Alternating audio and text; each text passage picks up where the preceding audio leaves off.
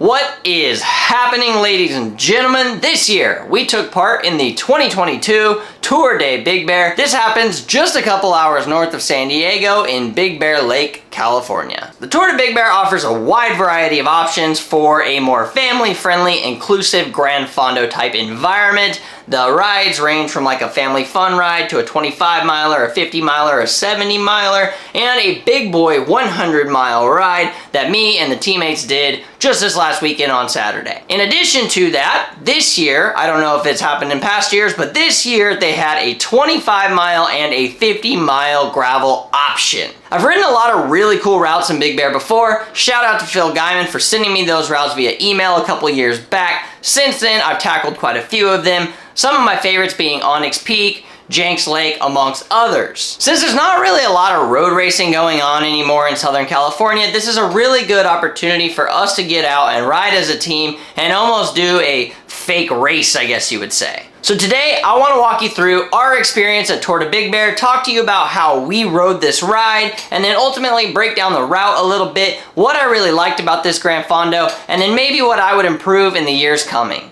So obviously, guys, going into this, it's not an official race. There are time segments. There's a KOM and QOM competition that is actually taking place up the front side of Onyx Peak, and it ends at the summit. This KOM competition takes your time up the whole grade. It starts you at the bottom as soon as you start the ascent, and then whoever is the fastest up that over the course of the day wins some cool prizes. I have no idea what those prizes were. So guys, starting out this ride, it was not that early of a morning for us. It was 7 a.m. We did ride to the course. It was about 4 miles all downhill to get there.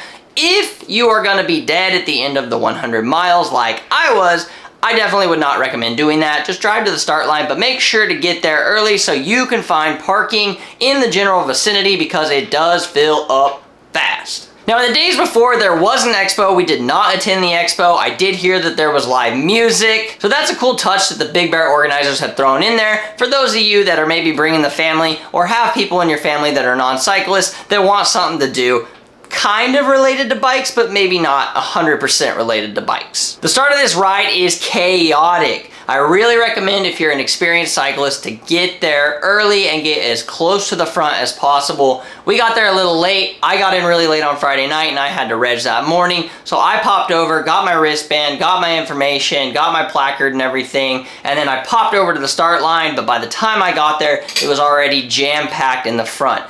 When you start this ride, you have to zigzag through a bunch of neighborhoods. It's really hard to move up. We saw almost 2 crashes within the first like 5 minutes of the ride. So immediately, I kind of went on the attack and just slotted up as far as I could to the front group because that's where I really wanted to remain for as long as possible until at the very least I got popped out of that and then got thrown back to the second or third or fourth or maybe even the last group, I don't know. But starting in the front with experienced cyclists, if you are experienced or a racer or something along those lines, is always a good idea. If you start towards the back and you're not concerned about getting in with the front group, then give yourself a little bit of space so that you're not crossing up wheels and you're not going to go down and take out 100 people with you. Once you clear all the neighborhoods, they let you out on your own, and then it's kind of a free-for-all. Everybody kept it pretty chill on this 100-mile ride to start things off, but it wasn't long before the pace got hot. As we were coming up on the first climb,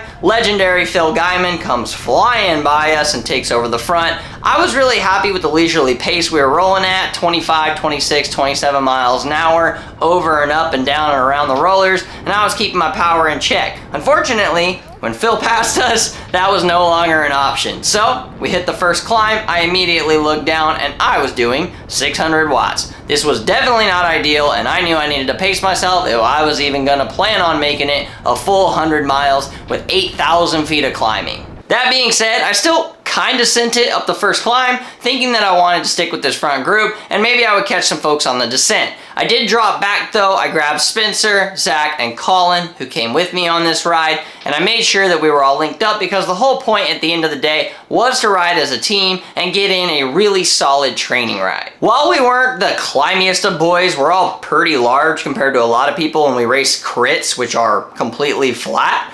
We actually were able to do all right, and we kept it slow and steady, and we picked off a bunch of people on that first climb. At the end of the first couple descents, we were able to gain some time and rotate together to catch up to the second group, which was also the main chase. This was all fine and dandy until Colin had to go pee. We made the fatal error of stopping at the second rest station, and nobody else in our group stopped at that rest station. We thought we could be super quick, get in and out, go pee, and then chase back on, but unfortunately the pace was just way too hot to do that. We found ourselves jumping in with a third group, but at this time, not a lot of folks in that group were motivated to pull. So we ended up as a team on the front doing a rotation, and unfortunately, I was too dumb to realize that I probably shouldn't be taking 300 to 400 watt pulls and doing 28 miles an hour for probably 45 minutes to an hour. It was really cool to have the team organized and all in one place, and riding together like this is really going to help us in future road races and future criterium racing, pretty much any other time that we ride together in training rides as well, especially when we're in a big group. It's all mixed up and it's not just us out on the road doing a training ride. It was nice to ride with a bunch of other people.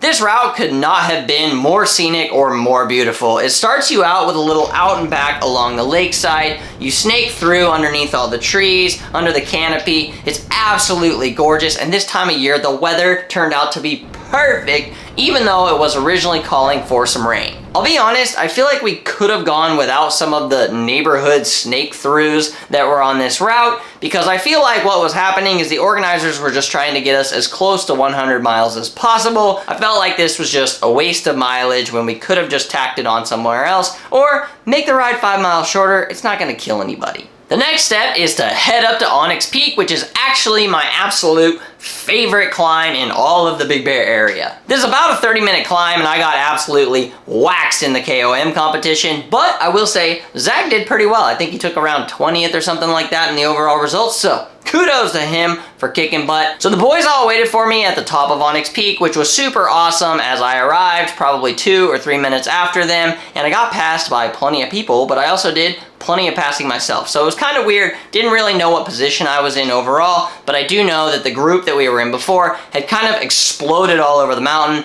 and this was sort of the come to Jesus moment where everybody had to decide whether they were going to try and continue hammering or they were just going to chill out and do a little zone 2 ride to finish this thing out. We did stop at the rest station at the top. Thank goodness I did not have near enough carbs, near enough calories, or anything like that at this rest station. Ironically enough, I left the house with 9 gels and I came home with 6. That is a problem. The descent was an absolute ripper. This descent is almost 12 miles or something like that, and we averaged 42.6 miles an hour for about 10 minutes. We actually came in like 12th, 13th, 14th, and 15th overall on the segment all time. That's with like legit World Tour pro types descending this and everything else. And on the day, I think we were 2nd, 3rd, 4th, and 5th fastest, even faster than the lead group.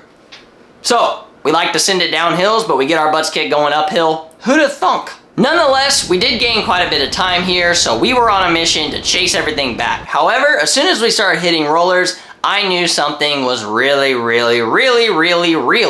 wrong with my legs. We had been averaging about 22 to 23 miles an hour up to this point, and we were about 3.5, 4 hours in.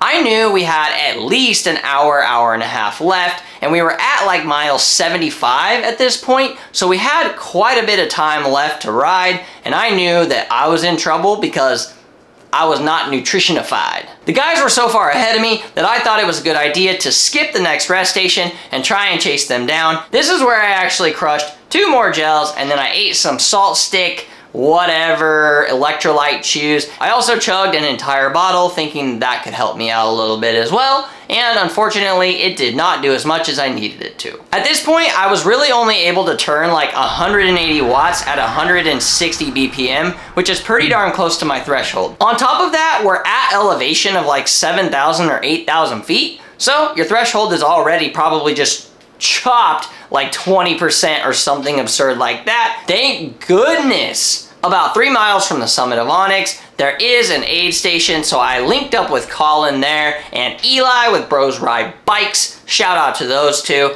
Popped in with them, had a Coke, was pretty cracked and it was getting hot out there. I was sweating out all my sodium, electrolytes, whatever else might be coming out of my system, and I really had nothing left in the tank. So it was at this point that I knew I was getting really close to bonking and I needed to refuel. Unfortunately, I did not refuel near enough because I was already way behind on my nutrition over the first 4.5, 5 hours of the ride. The last 3 miles of this climb were perhaps the most brutal 3 miles I have ever done in my life. My wattage just continued to drop. I got down to like 140 watts at almost 155 or 160 BPM. My normal tempo is probably sitting somewhere closer to 240, 250, and at this point I'm pedaling tempo 5 hours into a ride at around 140. So I had lost 100 watts. Obviously part of that is due to duration, but I think most of it is due to nutrition and then probably a little bit of the lack of training that I've been undergoing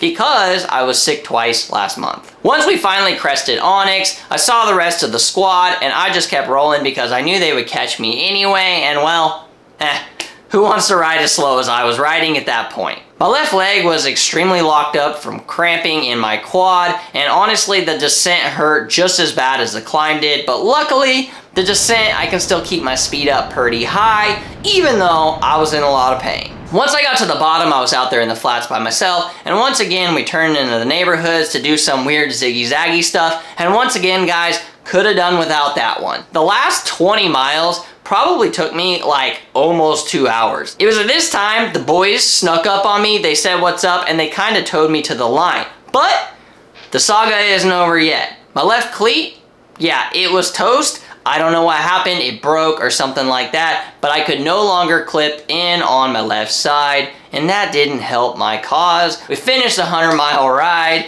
with 8,000 feet of climbing, and now let's talk about the things that I learned. The first lesson here is eat the nutrition that you had planned. I took 9 gels with me. I should have eaten all 9 gels. I took like 4 or 5 Clif Bars. I should have had every single Clif Bar that I also had in my pockets. In addition, on the nutrition front, eat more at the aid stations. They're there for a reason. This is a supported ride and you paid for it. Make your stops quick, but also get in there and get the right fuel for the ride. It is 100 miles and you are on the bike for about 5 hours if you're hauling ass. The aid stations, I will say, had plenty of stuff to go around. I was probably just not seeing straight because I didn't see half the stuff they did have, but after the ride, the teammates and everybody else was telling me that they had a ton of options. I guess they had fondue, and I never even saw this. Lesson 3. Maybe sticking with the lead group isn't the best idea right off the bat, so know your limits. Sticking with the lead groups for as long as possible is a good idea because you get much more of the ride done very quickly. Once we dropped back to group 3 or group 4 on the road, we realized very quickly that not that many people there either wanted to or could work with you to keep the pace hot and to keep you within striking distance of that second group. If we wouldn't have stopped to pee, maybe I wouldn't have done so much work trying to chase back on, and realistically, maybe I wouldn't have bonked so early in the ride, and I would have had legs to pedal to the finish a little bit harder and had a much better time. Another thing I will say is take part in the expo. It's always nice to show up, chit chat with the people you know that share a common interest with you, instead of just running off back to the cabin with the team, kind of like we did. Now, we did get in good hot tub hours. We had a good dinner at El Jacalito right down in the village, and then we went over to Murray's for some karaoke. That was all a grand old time, and I highly recommend hanging out in Big Bear and staying the night overnight. It's already open for 2023. It's like August 5th and 6th. 85 bucks, way cheaper than what I ended up paying last minute this year. If you guys want to see more adventures like the Tour de Big Bear, or you want to see some of the late season racing I have coming up, stay tuned, subscribe to the channel, like this video if you want to show support to the channel, and I will see you guys again soon.